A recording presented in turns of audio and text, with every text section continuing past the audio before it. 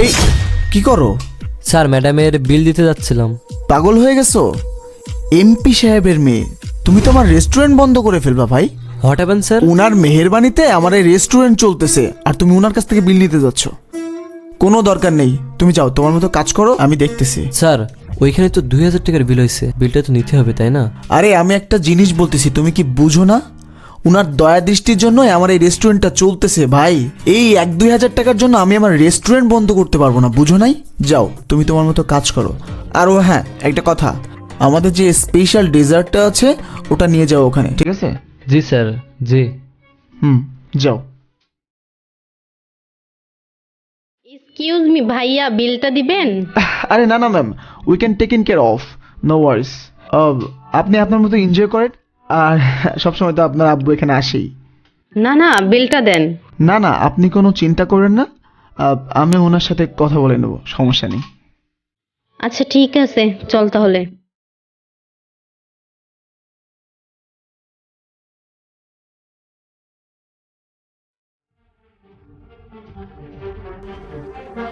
এই যে স্যার আপনার অর্ডারটা। ঠিক আছে সাহেব। 1000 টাকা বিল হয়েছে আপনার। সাহেব আমার কাছে 800 টাকা আছে, আমি কিছুক্ষণ পরে, না হয় 1 ঘন্টা পরে 200 টাকা দিয়ে যাই। দয়া করে একটু দিয়ে দেন না সাহেব। কি হচ্ছে এখানে? সাহেব আমার কাছে মাত্র 200 টাকাই কম আছে। যদি টাকা ছিল না তাহলে এসব খাবার প্যাকিং করেছিস কেন? আমি পাশের বিল্ডিংয়ে ঝাড়ুদারের কাজ করি, আমি একটু পরে এসে দিয়ে যাবানি 200 টাকা। আমার আগেই বোঝা উচিত ছিল তোর মতো ওই ফকিন্নি কখনো খাবার কিনতে পারবে না আমার রেস্টুরেন্ট থেকে। যত সব আমারই ভুল হয়েছে। শোন, তুই যদি টাকা দিতে পারিস তাহলে খাবার নিয়ে যাবে এখান থেকে, না হলে জাফট। আসছে ফকিন্নি কোথা থেকে সব কয়টা। আর তুমি কি এখানে আসতে দাও কেন এগুলোকে? আসলে সাহেব আজকে আমার মায়ের জন্মদিন, আর আমি ভাবছিলাম আমার মায়ের জন্মদিনে আমি ভালো কিছু একটা খাওয়াবো, তার জন্য নিতে আসছিলাম খাবারটা। তুই শুনিসনি? কোনো খাবার হবে না। অমিত, তুমি ওকে বের হয়ে যেতে বলো দ্রুত, আমি যেন না দেখি এখানে। ভাই 1 মিনিট। স্যার ওনার তো 200 টাকা কম পড়ে গেছে, ওই 200 টাকা আমিই দিয়ে দিচ্ছি আপনাকে। এই নিন স্যার।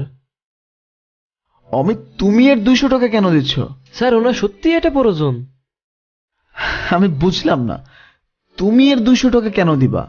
দেখেন স্যার, একটু আগে আমাদের এমপি সাহেবের মেয়ে চলে গেল, আমাদের রেস্টুরেন্ট থেকে তার 2000 টাকার বিল মাফ করে দিল, আবার স্পেশাল ডেজার্টও দেওয়া হয়েছে। কিন্তু স্যার দেখেন, তার কোনো প্রয়োজনই ছিল না। কিন্তু স্যার ওনার সত্যিই 200 টাকার প্রয়োজন, কিন্তু দেখেন আমরা মাফ করতে পারতেছি না। তাছাড়া স্যার উনি তো বললো একটু পরে দিয়ে যাবে, তাও আমরা পারতেছি না। স্যার এটা আমি মানতে পারবো না, তার জন্য 200 টাকা আমিই দিছি। কিন্তু স্যার দেখেন, আল্লাহ তাআলা যাদের সব কিছু দিচ্ছে আমরা তাদেরই মাফ করে দিচ্ছে। কিন্তু এই ছেলেটার সত্যিই প্রয়োজন, কিন্তু মাত্র 200 টাকা আমরা মাফ করতে পারতেছি না। হয়তো তুমি ঠিকই ছিল অমিত। আসলে এই বিজনেস করতে করতে না অনেক সময়, আসলে অনেক সময় কি সব সময় আমরা আমাদের মনুষ্যত্বটাকে ভুলে যাই। তুমি ঠিক বলেছ, যাদের প্রয়োজন আমরা তাদের দিকে একটিবার ঘুরেও তাকাই না, কিন্তু যাদের প্রয়োজন নাই তাদেরকে আমরা ঠেসে ঠেসে দিতে থাকি। অমিত, সত্যি আজ তোমার থেকে অনেক বড় একটা শিক্ষা শিখলাম। আর আজকে তো তোমার মায়ের জন্মদিন। জি সাহেব। এটা আমার রেস্টুরেন্টের পক্ষ থেকে তোমার মায়ের গিফট। আর হ্যাঁ, কোনো টাকা পয়সাও দেওয়া লাগবে না তোমাকে। এই নাও, এটা নিয়ে মায়ের জন্মদিন অনেক ভালোভাবে করবা, বুঝছো? জি সাহেব। যাও। আসি সাহেব। স্যার আপনাকে অসংখ্য ধন্যবাদ ওনাকে হেল্প করার জন্য। আরে না না, কোনো সমস্যা নেই। আর থ্যাংক ইউ অমিত, তুমি আজকে আমার অনেক বড় একটা শিক্ষা দিছো। স্যার আমার যেটা ঠিক মনে হয়েছে আমি সেটাই করেছি।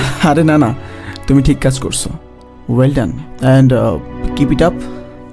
স্যার আমি অর্ডারটা নিয়ে আসি। হ্যাঁ হ্যাঁ, যাও। ঠিক আছে স্যার, থ্যাংক ইউ।